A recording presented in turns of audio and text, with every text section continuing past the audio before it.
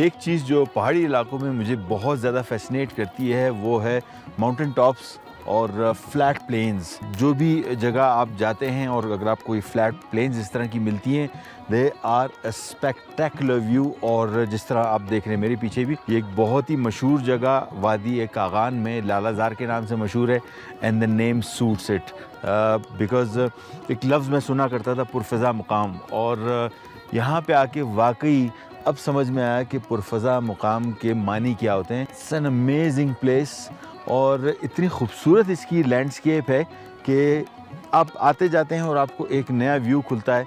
And specially this top is really good, it's been cultivated, seems like कि बड़ी fertile land है, क्योंकि और जगहों भी हमने विज़िट किया लेकिन इतनी सारी फील्ड्स मैंने नहीं देखी हैं। और इसकी एक और निशानी ये भी है कि जब हम रास्ते में आ रहे थे, जहाँ फूल खिले हुए इतने खूबसूरत लग रहे थे कि लिटरली लगता था किसी माली ने ये हाथों से उगाए हुए हैं और इतनी मेहनत की हुई है, but they are all grown natural. और बहुत ही खूबसूरत जगह। रास्ता इसका बड़ा खूबसूरत है। जब आप ऊपर आ रहे होते हैं और जब आप ऑलमोस्ट पीक की तरफ आ रहे होते हैं तो ये जो रोड्स ऊपर से नज़र आती हैं वो बिल्कुल एक पतली सी लाइंस, और जो दरिया है वो रोड के साइज़ में होते हैं। Imagine how top we are.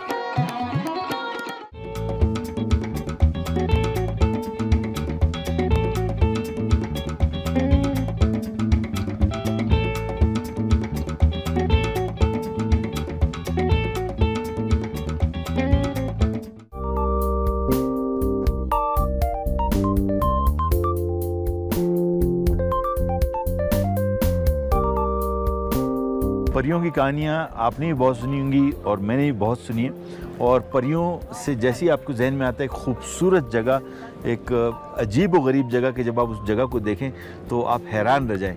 और सारी की सारी स्टोरीज़ हैं, but I think this is the place जहाँ पे आप आके फील करेंगे कि I think must be their home because it's so beautiful. This place is called Saif Al Malook.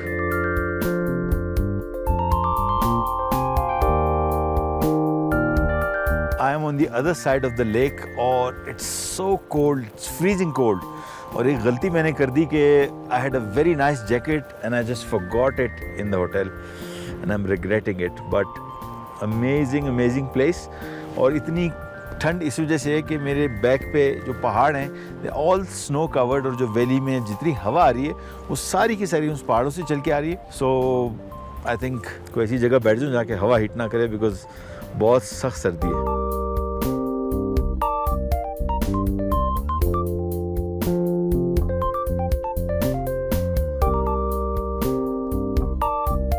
आप देख रहे हैं मेरे इर्द गिर्द बहुत बड़ा बाजार, बेशुमार लोग आए हैं और ज़रूरत की हर चीज़ मिल रही है, जिसमें खाने की चीज़ों से लेके और छोटी मोटी चीज़ें जो आम तौर पे ट्रैवलर्स को इन चीज़ों की ज़रूरत पड़ जाती है, यहाँ पे वो हर जगह दस्तयाब है। इवन अगर आप प्रॉपर खाना खाना चाह रहे हैं तो यहाँ पे ऐसी जगह हैं जहाँ पे आपको प्रॉपर खाना से मुराद कढ़ाई खानी है, कोई और चीज़ खानी है तो आपको आसानी से मिल सकती है।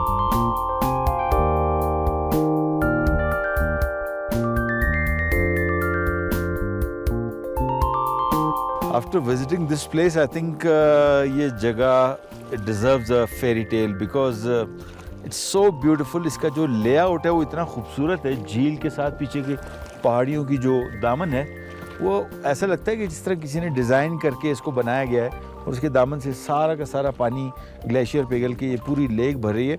और बिल्कुल मेरे पीछे मलका पर्वत के पहाड़ हैं, दे आर ब्यूटिफुल और it's just breathtaking, there are no words to explain it.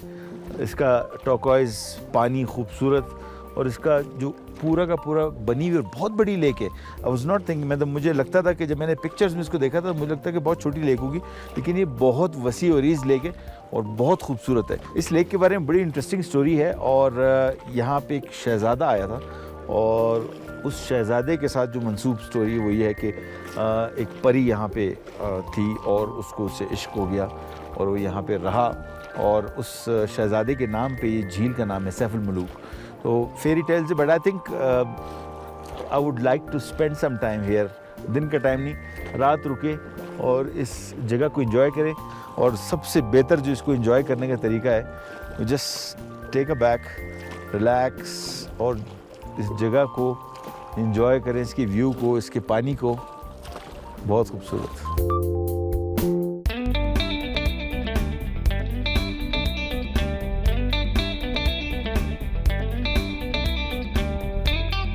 एक स्पॉट जो बहुत ही इंटरेस्टिंग है और मेरे ख्याल में ये वो जगह हैं जहाँ पे ज़रूर आपको रुकना चाहिए। And you must look on your left, और लेफ़्ट पे जो आपको चीज़ नज़र आ रही है वो इंतहाई खूबसूरत और अहमियत की हामिल इस वजह से है कि ये चंद उन पहाड़ों में से जो कि जिनकी क्लाइंबिंग बहुत ही मुश्किल है और बहुत सारे कोपमा हर साल इसको सर करने की कोशिश करते हैं। और ये है नांगा पर्वत, और इसकी सबसे बड़ी खूबसूरती ये है कि आपके सामने जो पहाड़ हैं वो बिल्कुल रगड रफ़ माउंटेन्स हैं, इसमें बिल्कुल ड्राई हैं, कुछ भी नहीं है, लेकिन उनके बिल्कुल बैक पे आपको बर्फ़ पोश पहाड़ मिलेंगे जो कि कम्प्लीटली कवर्ड हैं बर्फ़ से। और बड़ा रेयर सा सीन होता है इस तरह का कि जब आप देखते हैं इसको। ये पहाड़ इतने ऊंचे हैं कि इस पर मोस्टली बादल छाए रहते हैं, क्योंकि इतना खूबसूरत नज़ारा है कि मैं इसको मिस नहीं करना चाहता।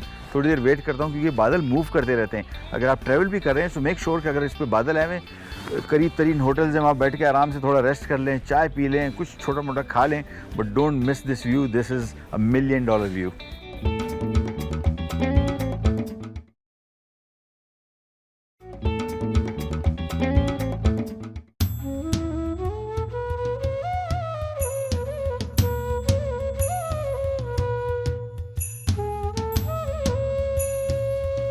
इस पहाड़ी सिलसिले का आखिरी एंड बाबूसा टॉप है, और ये जो नज़ारा आप मेरे पीछे देख रहे हैं इसके लिए अल्फाज नहीं है बयान करने को, इतना खूबसूरत नज़ारा।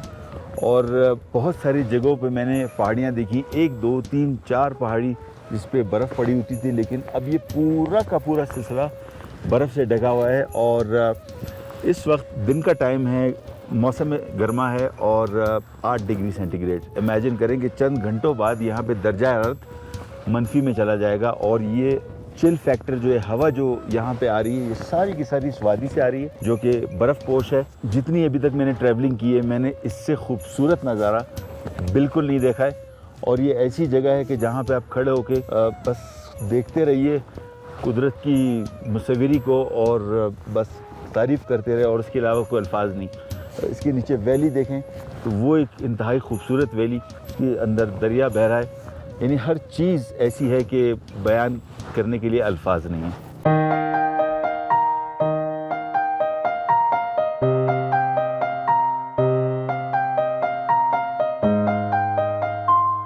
जो बर्तन मैं यूज़ कर रहा हूँ ये इसके बहुत सारे काम हैं। या आमतौर पे मज़दूर घरों में काम करने के लिए भी इसको इस्तेमाल करते हैं। सो अगर आप कभी कढ़ाई घर में भूल गए ले जाना, कभी करीब से ही किसी भी दुकानदार के पास आप चले जाएं और जहाँ पे हार्डवेयर का सामान मिलता है आपको बासानी मिल सकती है। ये भी मेरी एक मेकशिफ्ट कढ़ाई है। यहाँ पे हमने कढ़ाई रख दी और इसमें शामिल करेंगे कुकिंग ऑयल। थोड़ा सा ही गर्म हो जाए, इसके बाद हमने चिकन को 16 पीस में, कढ़ाई की कटिंग 16 पीस। ये भी इसी से बता रहा हूँ कि बहुत सारे लोगों को इसका अंदाज़ा नहीं होता कि इसकी कटिंग क्या होनी चाहिए। छोटे साइज़ में होनी चाहिए। 16 पीसेस 1 चिकन। ये हमने इसमें एक एक करके पीसेस ऐड करने हैं। 10 मिनट तक चिकन को फ्राई करेंगे और इसके बाद इसको निकाल के इसके फर्दर प्रोसेस की तरफ जाएंगे। बहुत सारी जगहों में जो कढ़ाई बनती है उसमें बहुत सारे लोग प्याज शामिल नहीं करते। टमाटर इज़ द मेन इंग्रेडिएंट। लेकिन अगर आपको ग्रेवी वाली कढ़ाई चाहिए, जो कि आज मैं बनाने जा रहा हूँ, we need to add some onions. और एक और इंग्रेडिएंट जो कि इसमें और ग्रेवी को ज़्यादा करेगा वो है दही। लेकिन सबसे पहले हम स्टार्ट करेंगे प्याज के साथ। प्याज कट गए, अब इसके बाद आएगी बारी टमाटर की। क्वांटिटी डिपेंड करता है ग्रेवी कितनी आप चाह रहे हैं। ड्राई कढ़ाई भी होती है, मीडियम ग्रेवी भी होती है, और कुछ लोग बहुत सारी ग्रेवी के साथ पसंद करते हैं। अगर आपको मीडियम ग्रेवी चाहिए तो I think 2 onions medium size और तकरीबन कोई 4 अदर टमाटर दरमियाने या थोड़े से बड़े साइज के, बहुत बड़े नहीं। और इसके साथ साथ थोड़ा सा लहसुन। लहसुन का फ्लेवर बड़ा स्ट्रॉन्ग होता है। बहुत बड़ी क्वांटिटी ऐड करने की ज़रूरत नहीं, 3 से 4 जवे इसके लिए काफ़ी होंगे। इसकी वेरिएशंस बहुत हैं। आप कराची से पेशावर तक जाएंगे तो आपको हर जगह कढ़ाई मिलेगी और कढ़ाई के बेशुमार वेरिएंट्स मिलेंगे। चिकन तैयार हो चुका, चिकन को हम निकाल लेंगे। चिकन हमारा हो गया तैयार, कम्स हियर। और ये तीनों अज्जा आमतौर पे हमारे यहाँ ट्रेंड है कि प्याज को पहले फ्राई करो, उसके बाद लहसुन को भुनना पड़ता है, फिर टमाटर, बट यहाँ पे ये रूल अप्लाई नहीं था। सबसे पहला आपने करना है कि इसमें नेशनल का कढ़ाई गोश्त मसाला। इसका फ्लेवर बहुत ही अच्छा आता है। और इमेजिन करें कि एक जगह के हम पिकनिक मनाने गए थे, वहाँ 2 जगह कढ़ाई बन रही थी और दोनों जगह ही नेशनल का कढ़ाई गोश्त मसाला इस्तेमाल हो रहा था। इट सेल्स के बहुत अच्छा इसका फ्लेवर आता है। तो आई think I will be adding almost half से थोड़ा सा ज़्यादा। अगर आप बहुत ज़्यादा स्पाइसी चाहते हैं तो फिर कंप्लीट पैकेट डाल दें, अदरवाइज आई थिंक हाफ से थोड़ा ज़्यादा डालेंगे तो इसका सही फ्लेवर आएगा। इसको हमने थोड़ा सा कर लेना है मिक्स, और इसके बाद इसमें तकरीबन कोई आधा पाव दही। रीज़न बीइंग कि जितनी देर इसकी ग्रेवी में तैयार होने में लगेगा उतनी देर में चिकन भी पक जाएगा, लिहाजा इसमें चिकन ऐड कर देंगे। Just mix it and let it cook. Heat को कंट्रोल करते रहे। मैंने आपको बताया जब आप करीब बैठे होते हैं, मुझे भी यहाँ पे हीट बहुत ज़्यादा फील हो रही है। सो आई थिंक इसके जो हीट लॉस हो रहा है उसको बचा लेते हैं, और सारे के सारे कोयला, लकड़ी, अंगारे जो भी हैं वो आप अंदर की तरफ कर देंगे ताकि फ्लेम आपको कंप्लीट मिले जिस तरह मुझे यहाँ पे मिल रहा है। और अब इसकी 1-2 और कटिंग्स हैं which are very very critical, ख़ास तौर पे एक हरी मिर्च। और मेरे ख्याल में से अभी तक मैंने कोई ऐसी कढ़ाई नहीं खाई जिसमें हरी मिर्च कोई नहीं शामिल करता। तो टमाटर और हरी मिर्च जो है ये इसकी बहुत इंपॉर्टेंट पार्ट है। एक चीज़ जो ऑप्शनल है, नॉट अ मस्ट, अदरक। कुछ लोग बिल्कुल पसंद नहीं करते, आप ना ऐड करें, और बहुत सारे लोग अदरक पसंद करते हैं।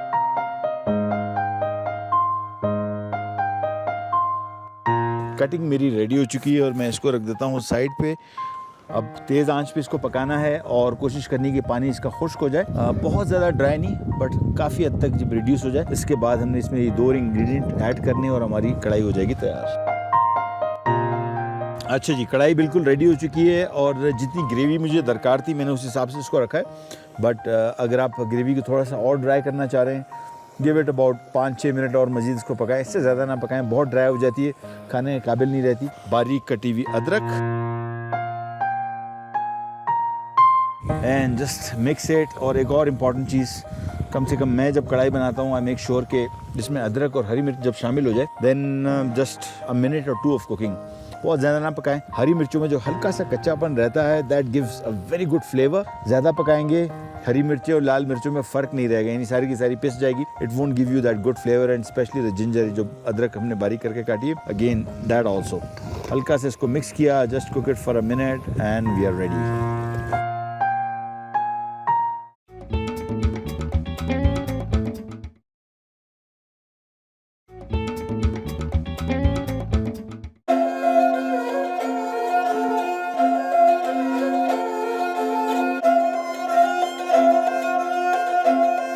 जिस जगह मैं खड़ा हूँ, इस जगह की अहमियत का अंदाज़ा आपको उस वक्त होगा जब आप 3 बहुत बड़े पहाड़ी सिलसिलों के बारे में इंफॉर्मेशन लेंगे, यानी हिमालय, काराकोरम और हिंदू कुश, जो इस रीजन में बहुत सारे मुल्कों से होते हुए और बहुत सारे मुल्कों में जाते हैं। लेकिन ये वो मकाम है जो कि दुनिया में कहीं नहीं है। ये तीनों सिलसिले यहाँ आके मिलते हैं और मेरे बिल्कुल पीछे इन तीनों पहाड़ के रेंजेस जो हैं आपस में मिलती हैं। It's such a unique spot और I think we should be proud being Pakistani कि ये वो जगह है जहाँ पे इन सिलसिलों के बेशुमार पहाड़ बहुत सारे मुल्कों से होते हैं, लेकिन जंक्शन पॉइंट जो है वो सिर्फ और सिर्फ ये है। और इससे भी ख़ास बात, इसके बिल्कुल पीछे एक पहाड़ जो चमकता दमकता राकापोशी के नाम से बहुत बुलंद पहाड़ है। और ये सारा का सारा रीजन मेरे ख्याल में अगर पहाड़ों की वादी कहा जाए तो गलत ना होगा, क्योंकि यहाँ पे दुनिया की चंद हाईएस्ट पीक वाक़ है। इस जगह की एक और ख़ुसूसियत ये है कि यहाँ पे एक बहुत ही अजीम दरिया निकलता है जो कि हज़ारों मील की मुसाफत तय करता हुआ अरेबियन सी में गिरता है। इसका नाम है दरिया सिंध। सबसे खूबसूरत बात जो मुझे यहाँ पे आके पता लगी जब मैंने दरिया सिंध देखा, तो सिंध में बहुत दफ़ा देखा हुआ है, लेकिन इस जगह देख के हैरत ये हुई कि कितना बड़ा साइज़ है इसका, कितनी बड़ी लेंथ है और यहाँ से स्टार्ट हो रहा है। इट्स एन अमेजिंग व्यू जब इस दरिया को आप यहाँ से निकलते हुए देखेंगे।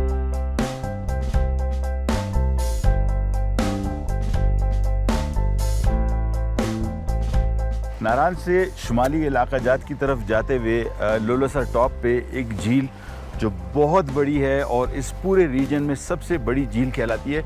बहुत ही खूबसूरत लोलसर झील, और इस मेरे पीछे आप देख रहे हैं ह्यूज और आगे तक गई हुई है। और ये बेसिकली जो जितने इलाके में आपको ट्राउट मिलती है, ये इसका स्पॉनिंग ग्राउंड है, यानी यहाँ पे पैदा होती है और ये सारी river upstream against the tide swim करती हुई इस जगह पे आती है और यहाँ पे ये अफजाइश इसकी होती है। बहुत ही खूबसूरत पानी। ये झील तकरीबन 2.5 किलोमीटर लेंथ में है। इमेजिन करें कितनी बड़ी झील है। और ये वादी कागान में पानी का सबसे बड़ा ज़ख़ीरा है। और यही ज़ख़ीरा आगे जाके कुनहार रिवर जो कि पूरी की पूरी वादी कागान में चलता है, ये उसका सबसे मेन सोर्स है। ये जगह तकरीबन 11,500 फुट सतह समंदर से बुलंद है, यानी झील सैफुल मुलूक 10,500 फुट पे है। तो ये उससे भी 1,000 फुट ऊंचाई पे और बहुत सर्द मुकाम है। आप इमेजिन कर सकते हैं कि दिन का टाइम है और गर्मियों के महीना है, लेकिन जैकेट आप देख रहे हैं, जैकेट पहनी हुई है। It's so cold out here. दिन के टाइम में भी अगर आपको जैकेट पहननी पड़े, इमेजिन करें कितनी सर्दी होगी।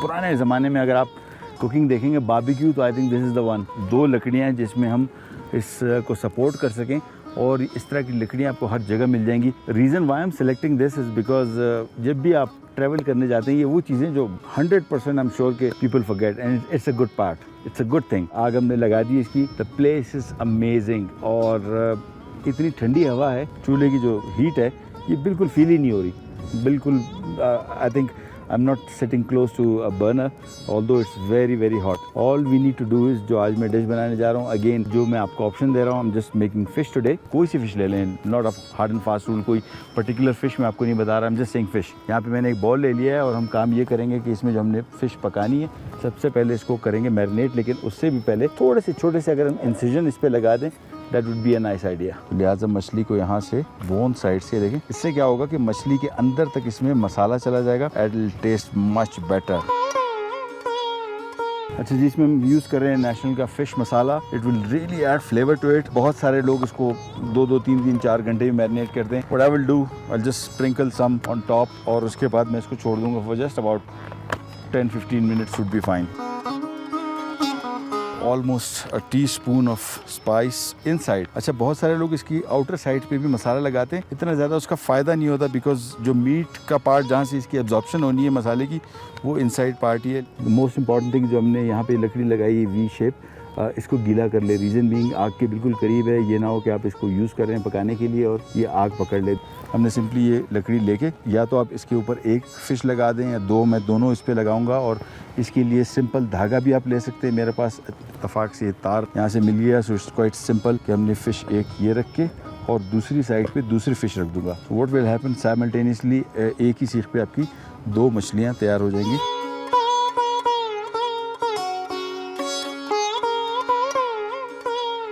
Whenever you are making fish, make sure कि इसकी बहुत ज़्यादा टर्न नहीं करें। कुछ लोगों को शौक होता है, जिस तरह हम चिकन टिक्का करते हैं, बनाते हैं, तो बार बार टर्न करते हैं। फ़िश की इतनी टर्निंग ज़रूरत नहीं। ईच साइड को थोड़ा सा पकने दें ताकि मछली टूटे नहीं, क्योंकि आमतौर पर अगर आप बार बार इस तरह टर्न करेंगे तो मछली का गोश्त चूँकि नरम होता है और टर्निंग से ये गोश्त टूट सकता है।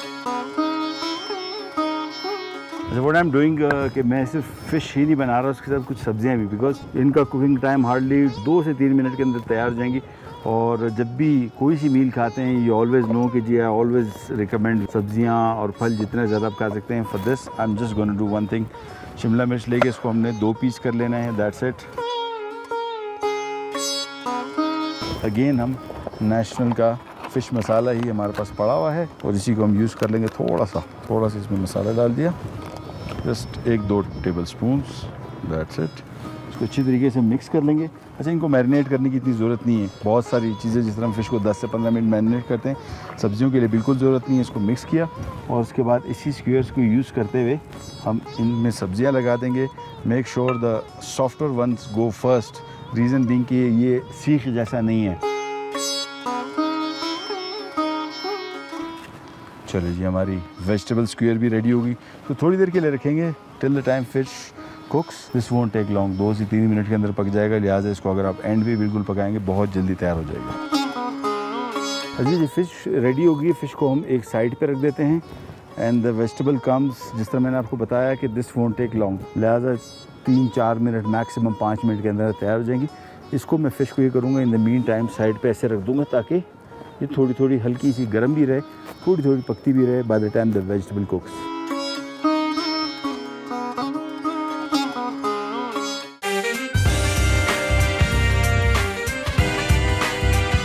सबसे पहली जो चीज़ मुझे स्ट्राइक की हुई शॉप के अंदर आते साथ एक चोगा था। खुबानियाँ सेहत के हवाले से बहुत ज़्यादा मुफीद हैं और ये 5 स्टार फ्रूट्स में से आते हैं कि हम इसमें नेशनल का अचार, गोश्त, मसाला भी शामिल कर देंगे।